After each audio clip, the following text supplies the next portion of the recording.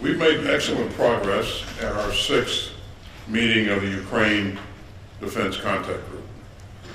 And we were joined by my good friend, Oleksiy Reznikov, Ukraine's Minister of Defense, and by Major General Moskalyov, Ukraine's Joint Forces Commander. I'm very grateful to them for joining us and for their heroic leadership. They updated the contact group on the latest battlefield dynamics, on Ukraine's priority needs, and on Ukraine's requirements to defend itself for the long haul. I'm also very pleased that ministers and chiefs of defense from some 50 countries took part in today's discussion. That again underscores the resolve of the international community to support Ukraine's self-defense after Russia's cruel and unprovoked invasion. And that resolve has only been heightened by the deliberate cruelty of Russia's new barrage against Ukraine's cities. Those assaults on targets with no military purpose again reveal the malice of Putin's war of choice. But Russia's atrocities have further united the nations of goodwill that stand with Ukraine. So we are here because rules matter, because rights matter, and because sovereignty matters. And in the past few days, Putin has given us all another grim preview of a future in which the appetites of aggressive autocrats outweigh the rights of peaceful states. We would all be less secure in a world where big powers can assault their peaceful neighbors and trample their borders by force. And the free citizens of Ukraine have an inalienable right to govern themselves and to choose their own future. These are bedrock principles, and they underpin the rules-based international order that makes us all more secure. This contact group will stay true to those values, regardless of the outcome of any individual battle, and we will not waver in our support for Ukraine's right to defend itself from Russia's imperial ambitions. Ukraine's forces have used systems like HIMARS to change the dynamics of the war that Putin started. And that's helped Ukrainian forces seize the initiative during their counteroffensive. So we'll continue to rush in the capabilities to help Ukraine in the current fight.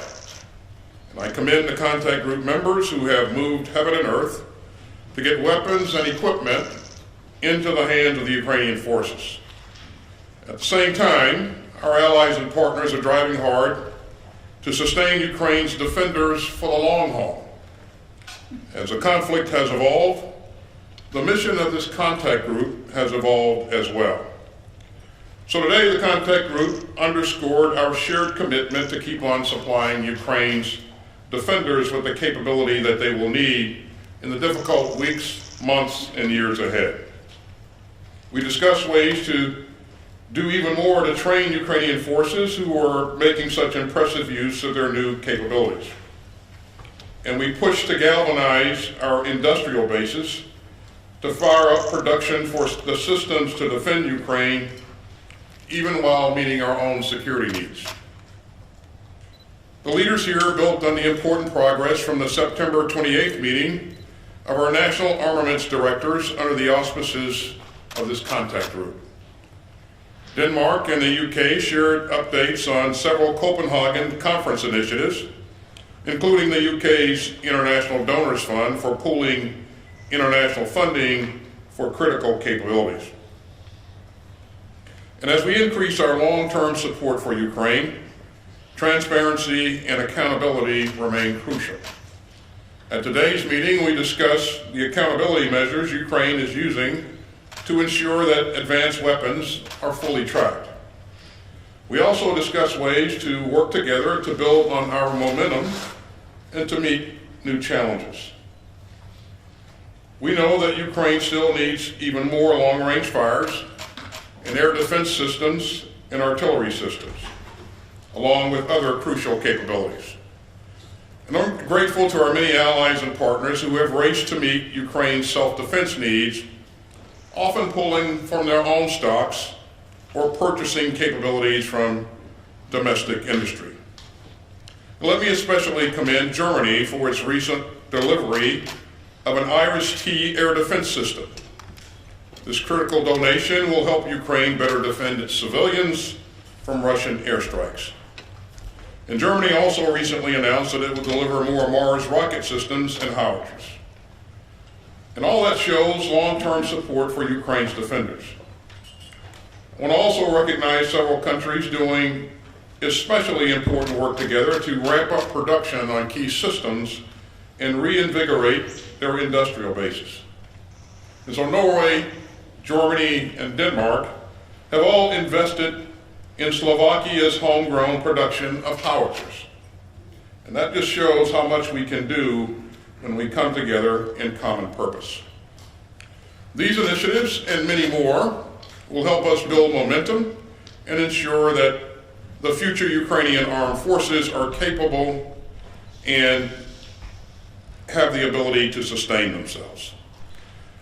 Now, some countries aren't in a position to offer lethal assistance, but we urge them to provide vital non-lethal aid such as medical supplies and cold weather gear that the Ukrainians need to fight in the winter.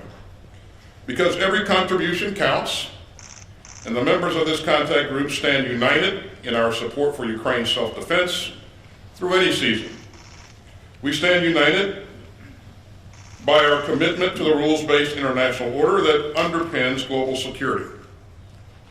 We stand united against the deliberate use of war and atrocity to seize territory, redraw borders, and trample the sovereign rights of peaceful states.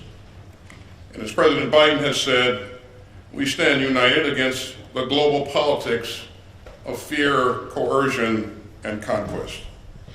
Thank you, and I'll turn it over to General Milley for his opening comments. Thanks, Secretary Austin, and thank you for your steadfast leadership. This contact group would not even be in existence without the leadership of Secretary Austin. And I also want to thank Ukrainian Minister of Defense, and especially also, who's not here, General Zaluzny, my counterpart in Ukraine, for leading the Ukrainian military in their efforts for their freedom. I maintain contact with him 2 to 3 times a week. General Cavoli, even more than that, and of course our staffs are in contact on a day-to-day basis. I also want to thank all the ministers and the chiefs of defense that were here at this meeting today, representing 50 countries. That's an incredible statement of resolve and international support for the freedom of Ukraine. And I am confident that this group will stay together for as long as it takes. Today, as Secretary pointed out, this group met for the 6th time with senior representatives from each of these countries, and it's a testament to our condemnation, collective condemnation, the international condemnation of the illegal invasion of Ukraine by Russia. This fight is not just in Ukraine's interest. It is in the global interest to protect, as the Secretary pointed out, the rules-based international order. And that is our purpose that has been given to us, the uniformed military, from our civilian leadership, which is to uphold the rules-based international order that was established some 80 years ago at the conclusion of World War II. And our end state is equally clear. It is to ensure that Ukraine remains a free, independent, sovereign nation. And the ways and means that we are doing that is through security force assistance, with lethal and non-lethal aid, in order to enable Ukraine to fight for themselves. Ukraine is not asking for soldiers from any other country. The Ukrainians are willing to fight for themselves. All they ask for is the means to do it. And as President Biden has said, and many other national leaders have said, we will do as much as we can for as long as we can, and we will do as much as it takes for as long as it takes. This contact group remains critical to the mission of supplying Ukraine with the capabilities they need to fight for their country. And this war is a war of choice by Russia. And Russia is paying an extremely high cost, a high cost in human life, in casualties, in weapons, materiel, and in their economy. Each day that this war goes on costs Russia more and more, and the Russian people begin to suffer. Russia has chosen, in response, to escalate with a recent mobilization of 300,000 call-ups for conscripts. They have tried to conduct an illegal annexation of 4 of the oblasts in occupied Ukraine. They have increased their rhetoric to include rhetoric about nuclear weapons. And of course, in the past few days, Russia has increased their strikes on civilian infrastructure, power generation, and dams. Russia has deliberately struck civilian infrastructure with the purpose of harming civilians. They have targeted the elderly, the women, and the children of Ukraine. Indiscriminate and deliberate attacks on civilians targets is a war crime in the international rules of war. Ukraine and its citizens have suffered greatly, but the people and the nation of Ukraine endure, and they are an inspiration to all. The nations gathered here today are committed to assisting Ukraine defend itself. Ukraine continues to fight with bravery and honor, and the Ukraine military is making continued progress, as you see in their counteroffensives in the Donetsk, Kharkiv, Kherson, Luhansk, and elsewhere. The Ukrainian military has fought extraordinarily well, and the discussions at this contact group today were about meeting Ukraine's current needs and also supporting them in the long haul. We focused on air defense, on cannon artillery, rocket artillery, maneuver, tanks, infantry fighting vehicles, armored personnel carriers, also discussed training and a wide variety of non-lethal support. These systems and the associated ammunition are critical for Ukraine to continue the fight, and they are employing these weapons extremely well. So I will stop there, and I thank you and welcome your questions. Mr. Secretary, Chairman, thank you very much. Our first question will go to John Ismay, New York Times. Mr. Secretary, in your opening remarks today, you said, quote, "Our resolve to support Ukraine's defenders extends through all seasons," unquote. With winter fast approaching, do you expect the Ukrainian armed forces to continue fighting to retake their territory throughout the season until spring? Thanks, John. The battlefield remains dynamic, and winter always presents a challenge when it comes to fighting. But the international community remains united and focused and committed to doing everything that we can to help Ukraine protect its interests and defend its sovereign territory. I expect that Ukraine will continue to do everything it can throughout the winter to regain its territory and to be effective on the battlefield. And we're going to do everything we can to make sure that they have what's required to be effective. And most recently, we've seen them be very effective both in the east and down in the south as they've taken back quite a bit of territory from the Russians. So we can expect that type of activity will continue on through the winter. Let's go to you, Deborah Haynes, Sky News.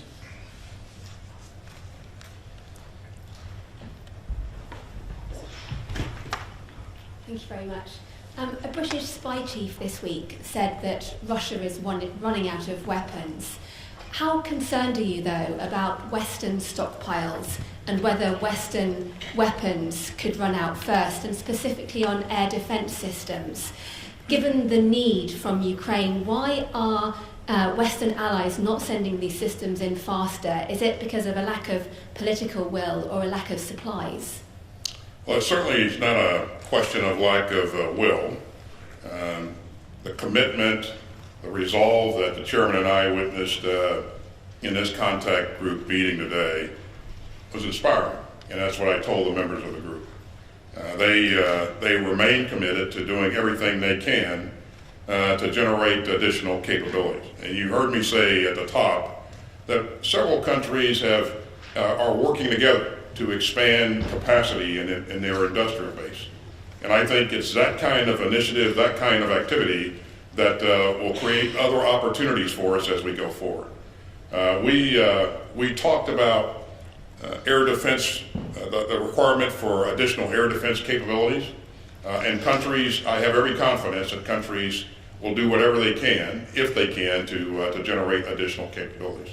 You've heard us talk about providing NASAMS, and that's good capability. It's going to really help the Ukrainians. You heard me say earlier that Germany is providing an RST system, and again, I expect to see more capability come forward. We saw some additional countries volunteer to provide munitions for those NASAMS systems today, and that's always encouraging, refreshing.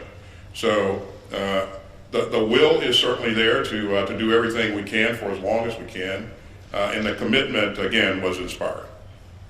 Okay, let's go to Sylvie Lantemont, Agency France Presse. Thank you. Mr. Secretary, after President Putin's threat about use of nuclear weapons, you said repeatedly that you have seen nothing that would cause you to change your nuclear posture. Will you communicate when this posture changes? And Chairman, I have a question for you too. We spoke about air defense as a priority and the NASAMS and the German RST that have to be ordered to the industry. But it's urgent. So in the meantime, are there other systems, maybe older systems, that the allies of Ukraine could find faster? So let me begin by saying, Sylvie, that Putin's saber rattling is reckless. Nuclear saber rattling is reckless and irresponsible. We don't expect to see and hear that kind of behavior from a major nuclear power. And so that's very dangerous, and you've heard a number of leaders around the world emphasize that. You should know, and I know you do, that we take this very seriously. And this is something that we remain focused on. And we continue to watch indications and any type of warning that he may have made a decision to go in a different direction. We've not seen any indicators at this point that would lead us to believe that. But again, it's not something we look at once and leave alone. This is something we remain focused on 24 hours a day, 7 days a week. So Sylvie, put it in context a little bit. What Ukraine is asking for and what we think can be provided is an integrated air missile defense system. So that doesn't control all the airspace over Ukraine, but they're designed to control priority targets that Ukraine needs to protect. And what you're looking at really is short-range, low-altitude systems, and then medium-range, medium-altitude, and then long-range and high-altitude systems. And it's a mix of all of these that deny the airspace to Russian aircraft, fixed-wing or rotary-wing aircraft, and Russian missile defense, right? So that's what you're trying to create. You're trying to create a defensive system. So far, Ukraine has very effectively used their SA-6s and 8s, S-300s and SA-10, 11s, etc. So they've been very effective at denying Russian air superiority. And that, in turn, has denied the Russians the ability to conduct ground combined arms maneuver. So what needs to be done here by all of the various countries that were at the conference today is chip in and help them rebuild and sustain an integrated air and missile defense system. Specifically older systems like you were just asking about. Ukraine has asked for HAWK, or improved HAWK, IHAWK as it's called. That's a medium altitude, medium range system. It's an older system, but it's quite effective. And there's other systems out there throughout the world that are available. Many countries have Patriot. Many countries have other systems. There's a whole series of Israeli systems that are quite capable. The Germans have systems, as we mentioned. So a lot of the countries that were here today have a wide variety of systems, and the task will be to bring those together, get them deployed, get them trained, because each of these systems is different, make sure that they can link together with the command and control and communication systems, and make sure they have radars that can talk to each other so that they can acquire targets on the inbound flights. So it's quite complicated from a technical standpoint. It is achievable, and that's what we're aiming at. It'll take a little bit of time, that's right. Thank you, sir. The final question will go to Vladimir Runets from ICTV. Thank you for this opportunity. I'm one of those who this Monday, wasn't sure that I would be able to be here because of the airstrikes that we experienced in Kiev. And the question I'm going to ask is not mine. It's the people of Ukraine would like to ask you, when will they be able to just sleep well and not be afraid to leave their families behind and go on a trip like this? Because I'm here and I'm really anxious about what is happening to my family back home. So when are the systems going to be provided, and is there a possibility that the sky is going to be safe? The short answer to your question, sir, is the systems will be provided as fast as we can physically get them there. And this is something, as I said at the top, that we remain focused on. And we're going to provide systems that we have available, that countries like Germany has available. We're also going to try to provide additional munitions to the existing systems that the Ukrainian forces are using. As long as the conflict goes on, there will always be uncertainty, so it's very difficult to predict exactly when it's going to be safe to move about, move in and out of the country. And I know that you're concerned about your family, and you certainly that's understandable. But we're going to do everything we can, as fast as we can, to help the Ukrainian forces get the capability they need to protect the Ukrainian people. That's very, very important to us. And by the way, it was important to all the 50 members that were in that meeting today, and their chiefs of defense. And this is, the utility of this Ukraine Defense Contact Group. I just can't. I can't overemphasize how useful this is, because it helps us to address current near-term problems and mobilize resources much faster than we otherwise would be able to. And again, I don't want to exaggerate this point, but I have to tell you that I remain impressed by the commitment of the members of the group. And for the most part, these are ministers of defense that show up to every meeting, and not surrogates. So. And what about other hubs?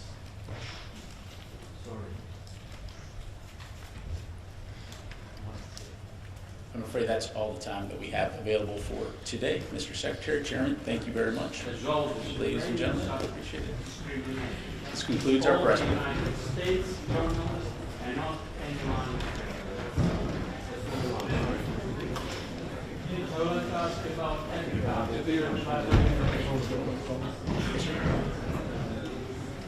Someone sitting next to you is Ukrainian journalist, right? Yeah.